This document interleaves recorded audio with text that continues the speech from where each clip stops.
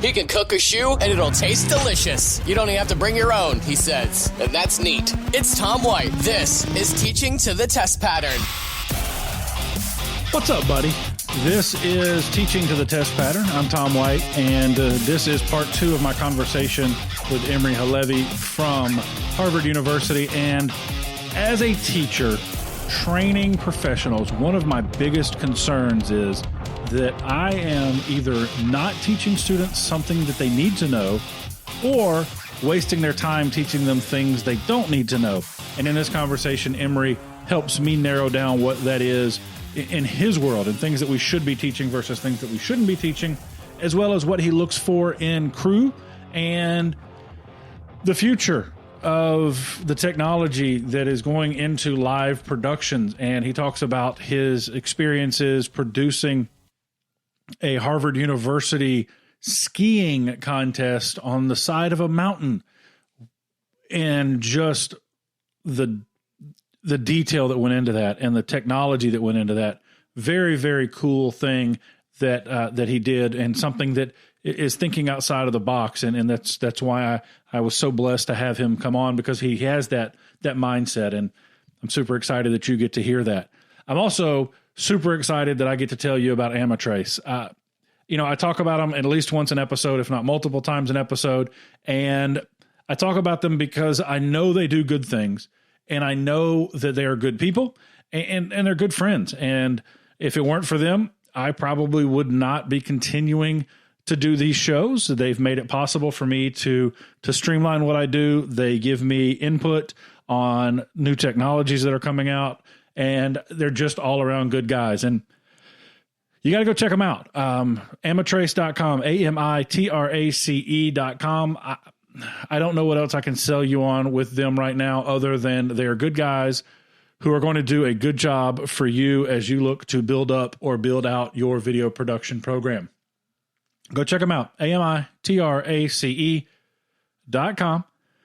But right now, listen to part 2 of my conversation with Imry Halevi from Harvard University. Teaching to the Test Pattern.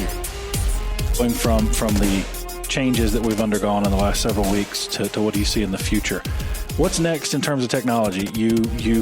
My first introduction to you was with the crewing, and then recently you did the skiing with the live view. What's next? What can, as a high school educator, I look at 5-10 years down the road for us, but what is your current now that is the new technology that we should be watching? So when someone asked me that 10 years ago, 15 years ago, I would always say technology is going to get cheaper and much more accessible, which it has. The cameras used to be very expensive, switchers, replay systems, graphics, everything was crazy expensive, and now it's accessible. I think we're done with that. I think instead of equipment getting cheaper, equipment is just going to go away. There's a lot of things we can now do in what's called a virtual environment that won't require actual equipment. For example, when we had our skiing broadcast, I sent 4 camera operators, each with a live view pack, to the mountain to cover the ski races, which is great. And of course, that's going to remain. You're going to need camera operators on site. The live view packs went back to our control room to a live view receiver, which converted the signals from cell bonded to SDI. It went into our router, SDI, and then into our switcher, SDI, also our replay system and our graphics, all going to make production there, and then streaming it. It seems like a lot of conversion and a lot of signals and a lot of cables for no reason, because LiveView had already taken our signals, converted them to cellular bonded video, and why would I want to convert them back to something physical? Could I sit at my computer and have a virtual switcher that sees all my live view signals, because they're on the cloud, in the cloud there, and I just switch from my computer and I just add graphics from my computer, and then I just stream from my computer because everything is there. Why would I need a physical switcher? Why do I need a physical replay system? I think we're already seeing it. I mean, we're seeing it with Grass Valley and with Newtek moving a lot of their equipment to the cloud to deal with the situation. I don't think we're going back. I think if you're looking to buy a small switcher for small productions moving forward, you might not need a physical device where you plug in a cable. You might just need a license to use someone's software in the cloud to switch signals. I think that's an interesting an interesting destination where we're heading. And we're already seeing that with NDI. I freak my students out when I go, well, there's no cables plugged into our switcher. We've got the TriCaster, and they're like, well, how do we get the signal? And then then I break in the IP conversation. And Viz just released the new switchers and stuff last week or 2 weeks ago that's worldwide using the similar technology. So I couldn't agree with you more on that. How is that impacting your setup? I know that your backdrop there is your control room, which I'm sure you wish you were truly there. How are you seeing that in your setup outside of just that skiing event? Well, even though if you look behind, you can't really see the racks, but if you look behind any of our racks, you'll still see tons of cables. There are significantly fewer cables than you needed 10 years ago, because things are becoming more IP based, even if they're not yet 100% virtual, even if you're still sitting there in front of an actual replay system, everything is coming in NDI or another IP transmission. Graphics is done using NDI. The control room you're seeing here is our basketball control room. It's at our basketball facility, and it's right off the court. It's very convenient to produce basketball. But skiing was also produced from there, and also rowing was produced from there. And when we have water polo, we can produce it from there. It doesn't matter anymore. Where you are makes little difference. And that's how it's changed our life. It used to be, even when I started 7.5 years ago, we ran fiber everywhere. We have fiber running right now between our football stadium and our hockey facility, because our control room is at hockey and we needed somehow to get the signals from football to hockey. That would never even occur to me today. Why would I waste so much money on fiber where I could just plug it into internet? Internet exists, might as well use it. And so it has completely transformed everything we do, in that it allows us to use our existing gear to do so much more. I had to explain to a student in that same conversation that, when I started really doing live broadcasts, you had a cable for every color. Oh. You're running RGB cables for every color on your camera. As a high school teacher, one of the things that I fear is that I'm teaching students things that I shouldn't, or missing things that I should. What is something that I should be teaching, hands down, no questions, that you think is super important? It's a conversation I actually had with my team not too long ago on the video editing aspect. A lot of people can take a nice segment interview with someone, slowly watch it, condense it down from 30 minutes to a minute, add B-roll, add music, add lower thirds, and release it. That's a very simple task. The thing is, when people come out of high school or even college, they're very, very slow at it. And a skill that I found to be very, very important is what I call speed editing, which is not rushing through anything, but getting through the fluff much faster than you think you're able. If you have a 30-minute video and you watch it 2-3 times to get all the important material, you're wasting time. You watch something once, you scan through it, you do in and out markers, you clip it. You have to prioritize sometimes getting content out there rather than always getting the exact right thing you want. Some things take a while. You watch some amazing content by colleges, universities out there, and you think, well, how'd they do that? Well, the answer is time. They took time and they did it frame by frame. But that's the content you want to focus on. You want to get the fluff off your desk, and you need to be able to edit quickly.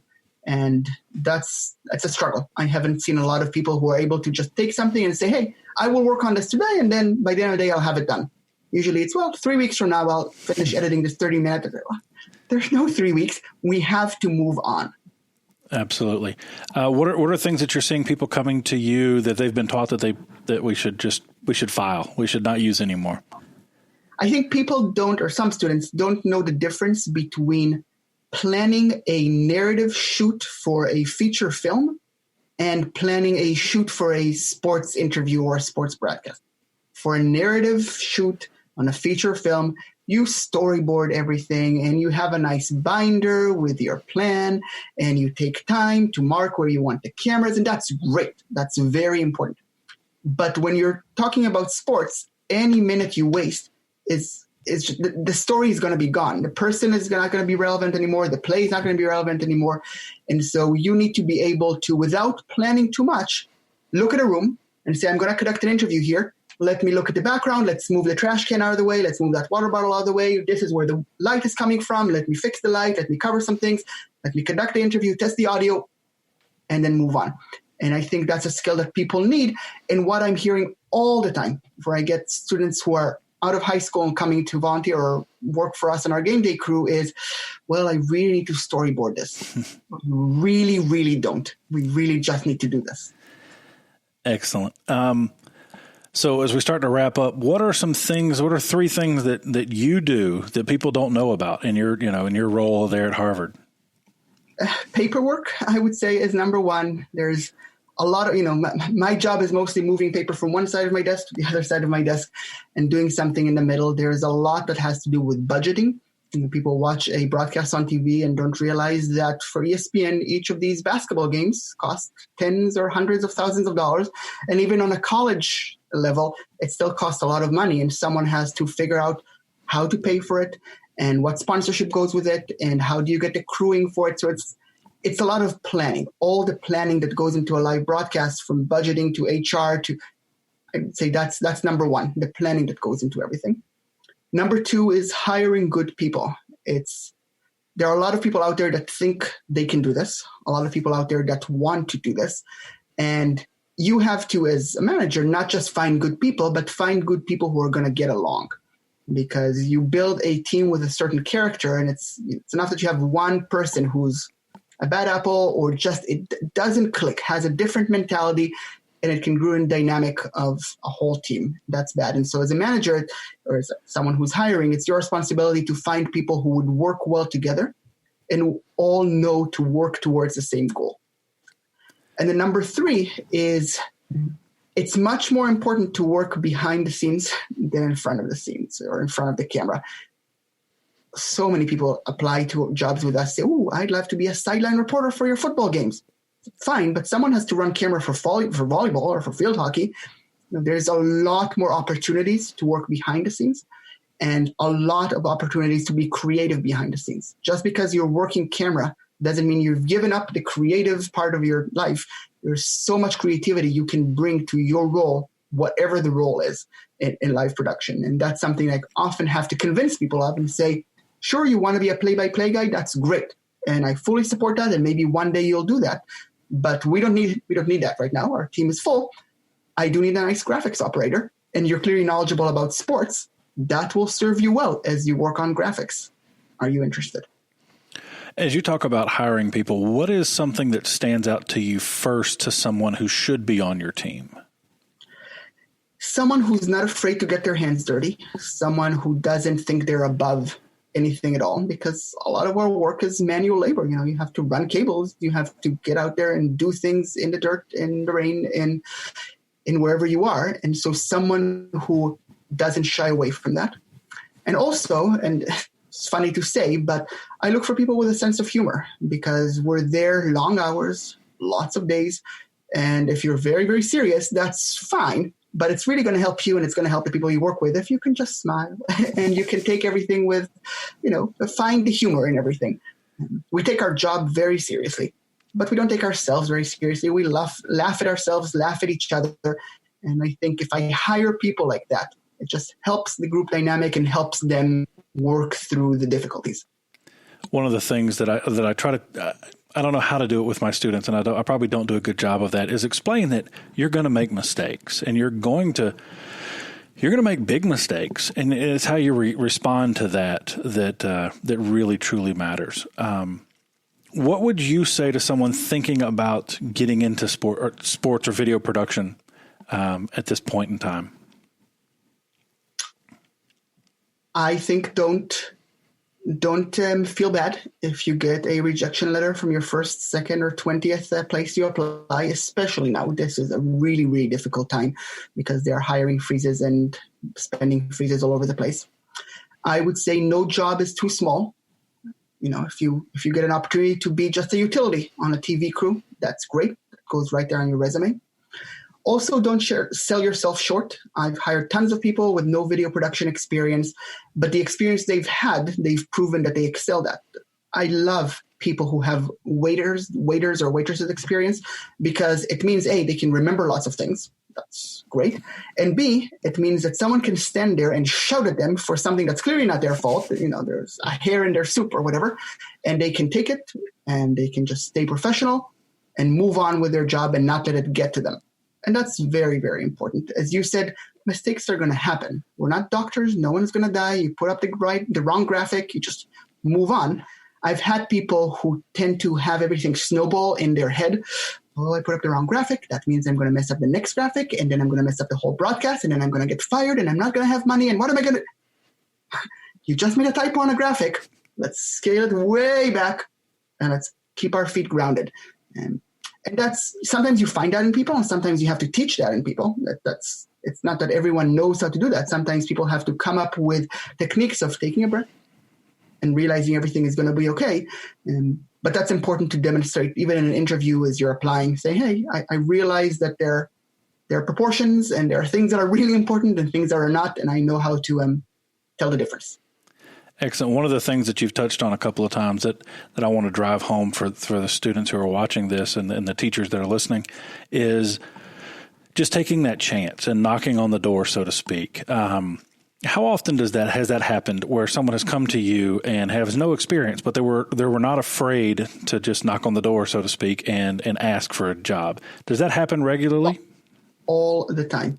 Some of my best commentators throughout the years just emailed me and said, hey, I'm here and I'm interested in this. I have one commentator who now calls Olympic competitions for NBC. Not this year, of course, but next year. They will call Olympic competitions for NBC, and they did during the previous round as well. They came out of Syracuse. They never applied for a position. They just emailed me and said, hey, I'm moving to Boston. I went to Syracuse. Here's a demo. I'd be interested in calling some games. Nothing is too small. I'm not looking to be the voice of Harvard football, but I hear you have water polo. I'd be interested in trying that. Of course. Sometimes it doesn't work out. I'm not saying that everyone we've hired has been amazing, but never be afraid of reaching out and asking. All the jobs I've had have come through connections or through cold emails. Just reaching out and saying, hey, this is who I am. I'm interested in getting involved. Do you have a place for me? Worst case scenario, they'll say, no, sorry, not right now. But now you've made that connection. Excellent. Well, thank you so much for your time today, and thank you for sharing your wisdom with my colleagues and my students. I really, really do appreciate it. Absolutely. Have a great day. You too. Teaching to the test pattern. Again, want to take a minute and thank Imry for his continued support across the board. He does a lot at the collegiate level, but he's not afraid to come down, or not too prideful to come down and represent what he does at the secondary level, and it's just been a gift to me. So I want to take another moment and thank him for that. And I want to thank you for downloading and listening to this episode. This is episode 52. If you had asked me in December how long it would take me to get to 50 plus episodes, I would have said 6-10 months, but it's been really good. And I want to thank you for downloading and listening and subscribing. And if you know of a teacher or a video production professional who needs to hear the show, please share it with them. And if you know someone who needs to be on the show, share it with me. Again, thank you so much for listening. Have a great day. And as always, go make some awesome. Teaching to the test pattern.